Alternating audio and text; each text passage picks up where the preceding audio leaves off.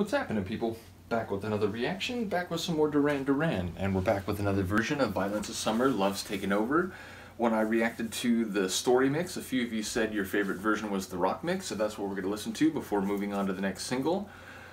With a name like the rock mix, I suppose I would expect a sort of, a more guitar-driven sound, perhaps, percussion more in line with the original version of the tune, but perhaps even a little bit more powerful. But again, the story mix had percussion that was very like hip-hop breakbeat. I even made the joke that I felt like I should be breakdancing to it. And indeed, it fit with what I was calling a spoken sung delivery. A few of you mentioned it was like Simon rapping, which I do hear. To me, it struck me more as like spoken word, but with a bit of like theatrical delivery, so it kind of had a almost sung quality. But it definitely was like rhythmic and spoken in the way that like hip-hop vocals and rhymes can be. So I definitely understand that. I definitely heard that. But I imagine the vocals and the percussion to be more in line with the original. I guess we'll have to see. I suppose, it could be another kind of remix, like dance floor kind of mix, but just again, maybe with like a guitar layer added in. But I wonder, I suppose it could be a newly recorded version of the tune. I feel like that's less likely, but again, there's so many different versions. I suppose there could have been multiple versions they recorded. But yeah, I feel like, yeah, this is either going to be another sort of, dance remix, like reconfigure the original parts of the tune, or perhaps it'll be, like I said, one more driven by guitar and having percussion and vocals more in line with the original. But let's find out. This is Duran Duran, Violence of Summer, Love's Taking Over, the rock mix, single from 1990 from the Liberty album.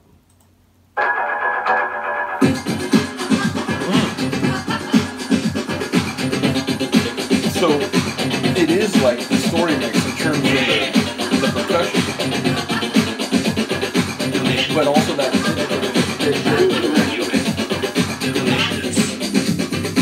but still kind of that like speed garage like bass line.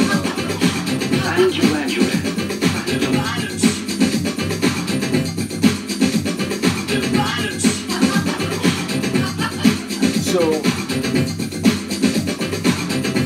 yeah, despite everything I said, I feel like this is much closer to the story mix, but just maybe without that sort of cinematic or theatrical spoken delivery.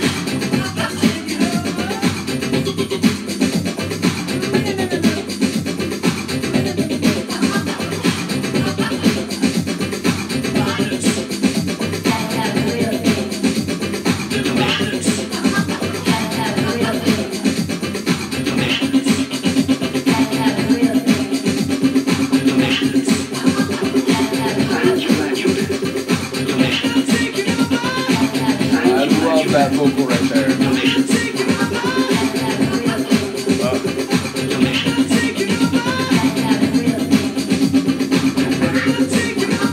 Imagine having Simon's voice like in a button on a keyboard where you can just...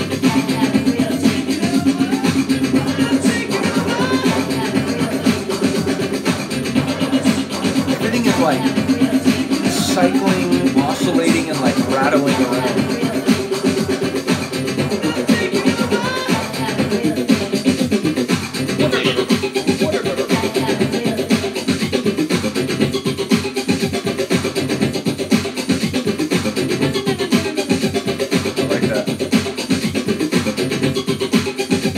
Say, like, the story mix, how I would have been more like, what is this? This is crazy. This would make me want to get up and like dance for the whole tune. This feels like more of like a normal remix.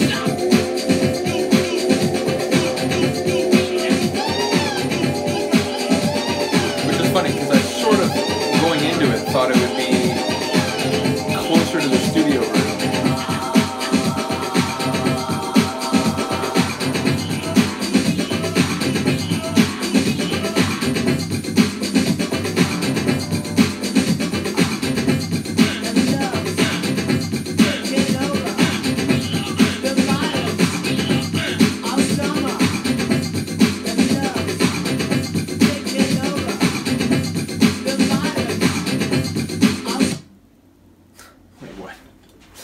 Sure not. Okay. Was that really the end of the tune? That can't be. I make a joke about, you know, sometimes a fade-out ending can drop off a cliff. I mean, that felt literally like it was mid-measure. It didn't even feel like that was like the end of the 32. So I'm not sure what exactly happened there. But again, maybe that just is the sort of quirky end of the track. But it felt like it was, you know, premature. It felt like it needed to articulate the like rest of the bar. Regardless, I enjoyed it. I thought that was cooler than the story mix, just in the sense that, you know, it was less abstract, it was less unusual, which, you know, I'm cool with abstract and unusual, certainly. And I did enjoy the story mix, but as I said, if I heard the story mix for the first time, like, when I was at, like, a party, like, or a club or something, I think I would be like, wow, this is crazy, let me sip on this drink and, like, listen to what he's saying or the story he's telling. Whereas if I heard that one, again, it would be more like it's time to, you know, go pop walk in front of the speaker wall. So I'm not sure, yeah, if that was, as I said, like, or these two versions, I guess, because they seem to have the same percussion scheme. But yeah, I wonder now, like, because I think there's a 7-inch mix too, which, like, I would have thought, you know, maybe given having heard the story mix, I would have thought the 7-inch mix would sound more like that.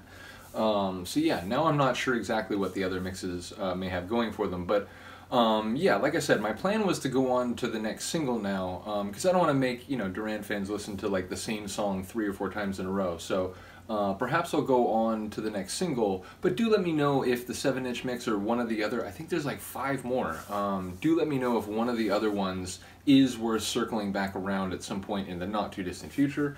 But yeah, let me know what you think of this one. Let me know if you prefer it to the story mix or not. Let me know if you prefer it to the album version or not. It is interesting to me how different the album version is than both of the versions I've now listened to on this bonus, or not, like, single.